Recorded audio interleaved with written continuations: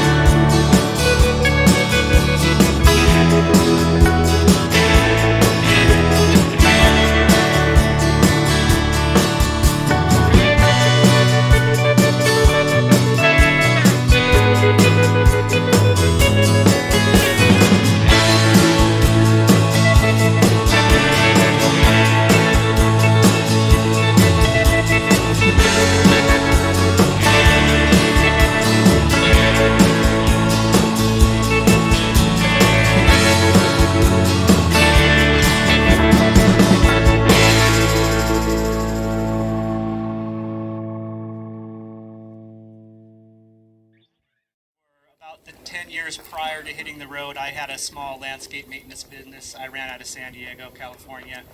And it was great to work outdoors and be self-employed, but being the sole proprietor and operator, I had very little time to do anything for myself. As I approached my mid-30s, approaching 40, I just didn't want to do that the rest of my life. So I started doing some research online. I thought I wanted to do something really extreme and like go to Africa and dig wells, and I realized that a lot of that volunteer stuff costs money. You have to pay your way. Googling, somehow Bob's website came up. And one of the first posts I remember reading, he was talking about just kind of the environmental, societal impacts that our today's society can have on you. And he was talking about how depression is rampant in our country, and alcoholism, and all these things that I really related to. And it was just kind of snowballed from there. And then I learned about easy ways to live in a van and camp for free. And really my initial ideas when I moved into a van, the main thing was just to stop paying rent. Being from San Diego, my last place I rented was a little one bedroom, and it was, I think, $12.50, which is kind of the going rate, but really that was a lot of my income. Of course, going back to Bob's website, I found information on work camping jobs and various other blogs. I believe Becky did a seminar here. Her Interstellar Orchard blog was I learned about Amazon. And the first thing that I had heard about was this Amazon camper force. So I looked into it and just took note of it.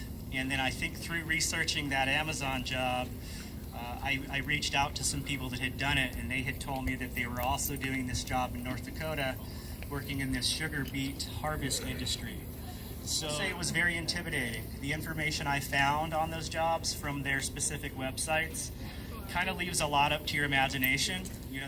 One friend in particular kind of pushed me over the edge one night and just said, you know what? why don't you just apply? You've been talking about it. And they made me open up my laptop and actually apply. And the reason why I was putting off applying is because I've had a very good success rate with jobs I've applied for. Most jobs I apply for, I get. And I thought, well, just if I apply for these, I'm going to get it. I'm going to have to drive to North Dakota and Kentucky. So now kind of trying this again with all this information online. It's all laid out for you pretty much. So I did the sugar beet harvest and Amazon. I lined those up. I gave myself a couple weeks to get up to North Dakota, and then a couple weeks in between when that job ended in Amazon. And honestly, I planned on leaving and hitting the road with a lot more money in my bank account than I did. And coincidentally, just before I was getting ready to leave, I started to have a bunch of problems with my van. In hindsight, I'm really glad they happened before I left my hometown. I hit the road with like $2,000 in my bank account. That's all I had to my name.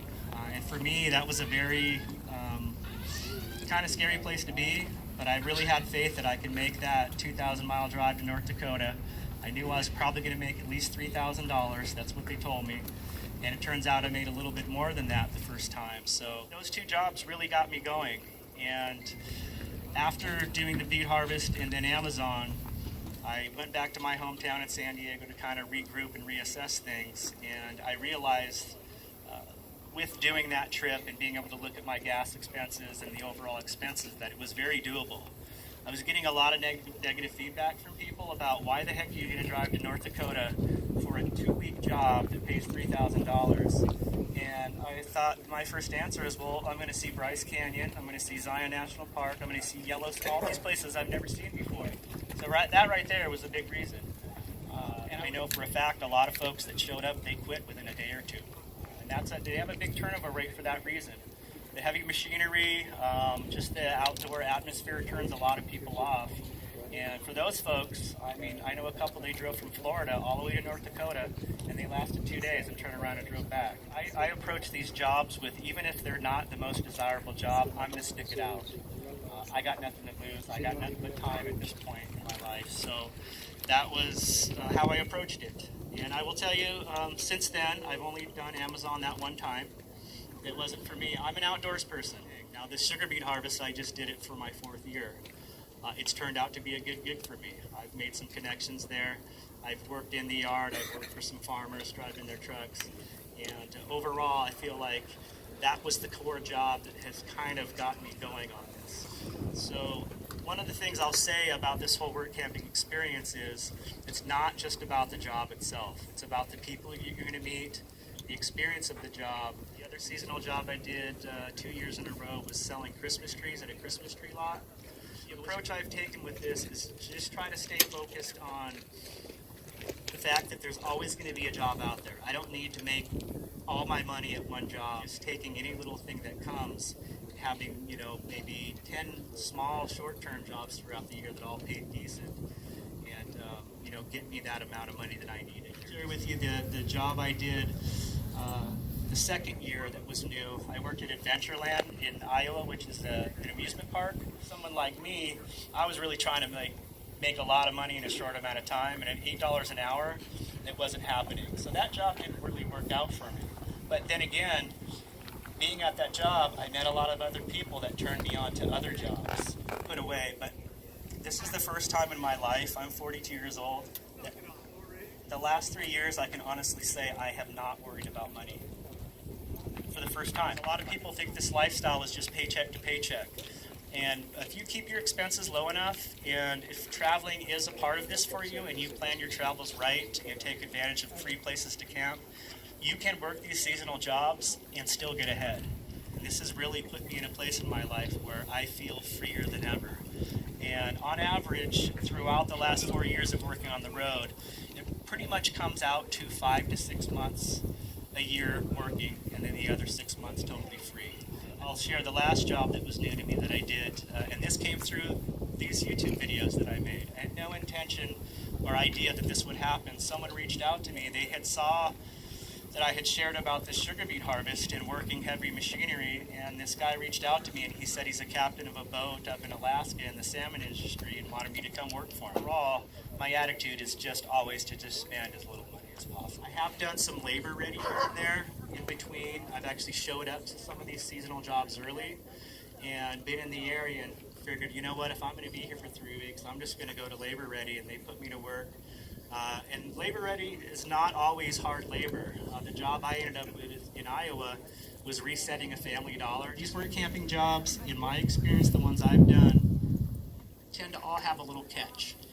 And they do that for a reason, you know, to lure people in. I don't think it's an underhanded thing, but there's always going to be something that they didn't tell you. I feel a key to my success has not been bailing out on the jobs. And I will say that the job I did in Alaska, the work was very easy, but I was on a boat and the personalities were very hard to deal with. Very tight quarters, really nowhere to get away from it out. But I can relate with people that have quit these jobs. A lot of times it can be something very small that if you let it get to you, it's going to make the experience not tolerable. Well, a lot of people are calling me the RV lady, and that's quite all right. I'll give you a little background history on myself. I actually came out of corporate America. I was in corporate America for so many years, and then they said the magic word, retirement package. That would be me. And so I accepted the retirement package almost 10 years ago, and I was presented with this great opportunity from a relative of mine who used to work for FedEx, but then they decided to do this other job, which I had never ever heard of before in my life, and I never thought about that would be something you can make money at. And that would be the RV transporting industry. I signed up at this company to do the RV transporting, and I found out that I loved it. For one, I love the travel. I love going to different places. I love meeting new people.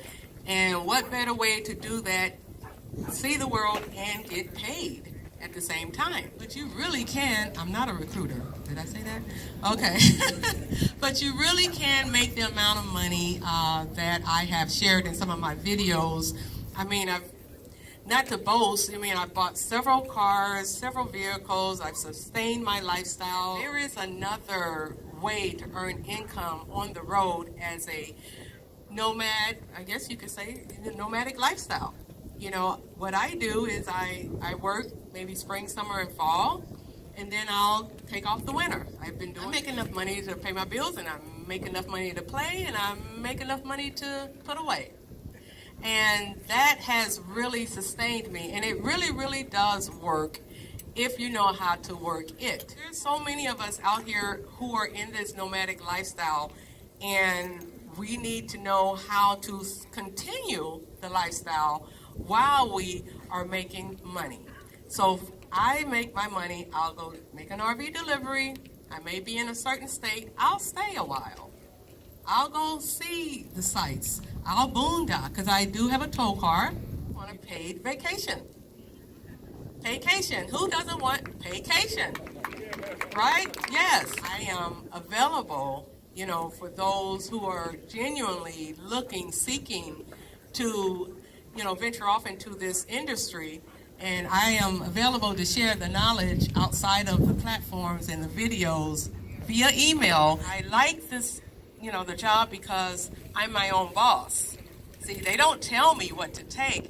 I tell them what I'm taking. Yes, that's how you work it. And but you are your own boss. You really are. You work when you want to. You go where you want to go. You deliver where you want to deliver. You know, I want to go on a vacation to Alaska. Okay, so I'm going to take an RV that's going to Alaska. And that's how you work it.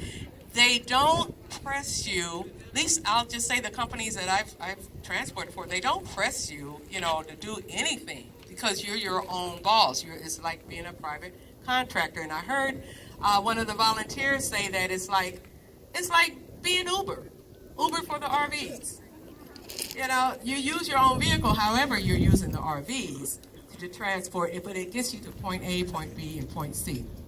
Now, just a little more about while you're transporting the RVs, they don't require you to sleep in the bed. They don't want you sleeping in the bed. Why? Well, to be funny, let someone else break in the mattress, but I mean, these are brand new from the manufacturer, straight from the manufacturer's line. And then they go from the manufacturer to the yard where I come in and I'll go pick up that RV that I have dispatched myself on. That's another great benefit. I can dispatch myself. I see what's out there. I was like, oh, okay, I like that. I want that Class B. I want that Class A. And I'm going to take it to Pennsylvania, Florida, Cali. And that's it. There's no really interaction with the dispatcher depending on which company you're transporting for. Some things have changed in the industry. They have different hiring requirements. Some require a CDL, some don't require a CDL. So, and then there's other things, other factors that they've changed over years because things tend to change over years. They need people like yourself, myself, to drive these RVs to the dealerships. I'm talking Camping World, Lazy Days, Giant RV, Mike Thompson, they're in California, but all the big wigs. And then you do have your mom and pops, you know, the ones that are out in the middle of nowhere, and it's the only one, it may be 100 miles to the next city. Well, they need someone to take these RVs up there too.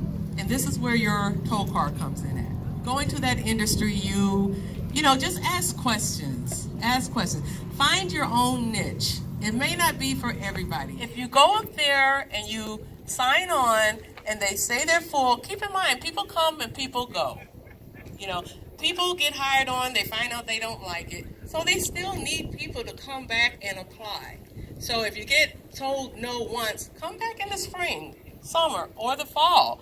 They may say, oh, yes, oh my gosh, we need so many people. I've been in almost every one they've made, and I'm loving it. I don't have to buy one.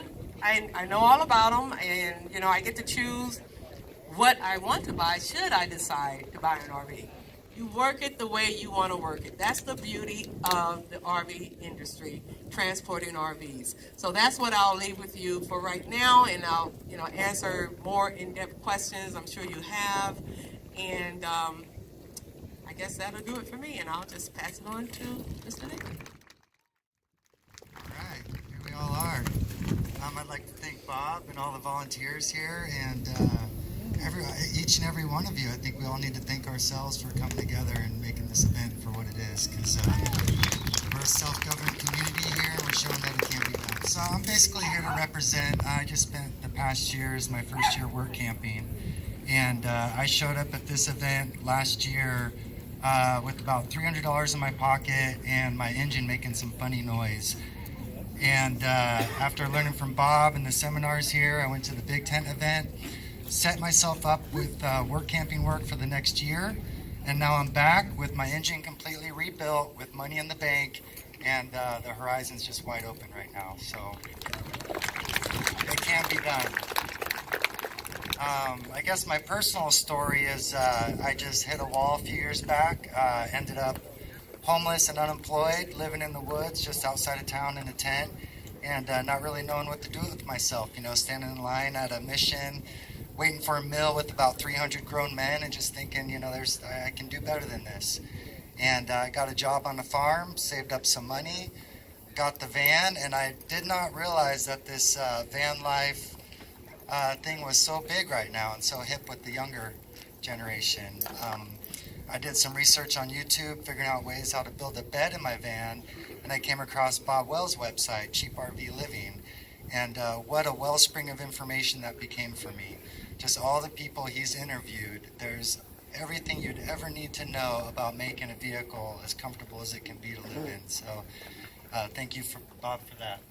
Well, how many of us would like to live in a national forest for the entire summer and get paid, right? Doesn't that sound fun?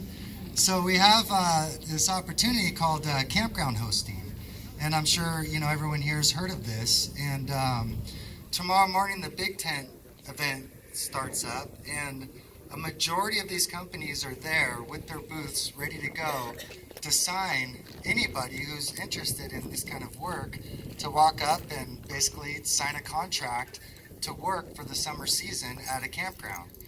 And I'll have to say that it's a great experience. They may not pay more than some jobs, but how often can you just relax in the woods and, you know, receive a paycheck at the end of the month? So it's a good opportunity. And I guess what I'd like to share is my experience with this was I heard about campground hosting and I thought, well, that sounds fun. You know, I'm already living in the woods in my tent, and hey, if I can get paid doing this, let's go check it out. So, you know, I got up early in the morning and went to the big tent event, and to Bob's advice, I have a van, and so I don't need full hookups. He recommended that I ask, you know, people about primitive sites, primitive campgrounds, which these are campgrounds that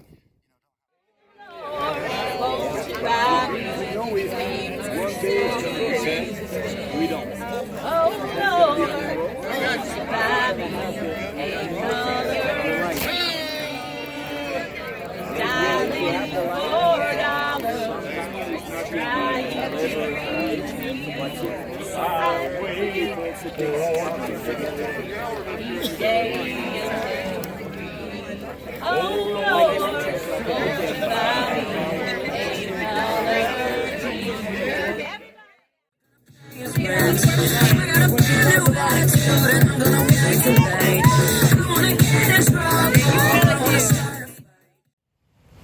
Hey guys, so just wanted to get myself here with Jim Morrison. I've always loved Jim Morrison, so I just wanted to make sure that I got my picture with the back of Shiloka's magic bus here. He was out at the ParTR with us, but he left earlier today, so very excited that I caught up with them here at the pilot. So anyway, catch you later.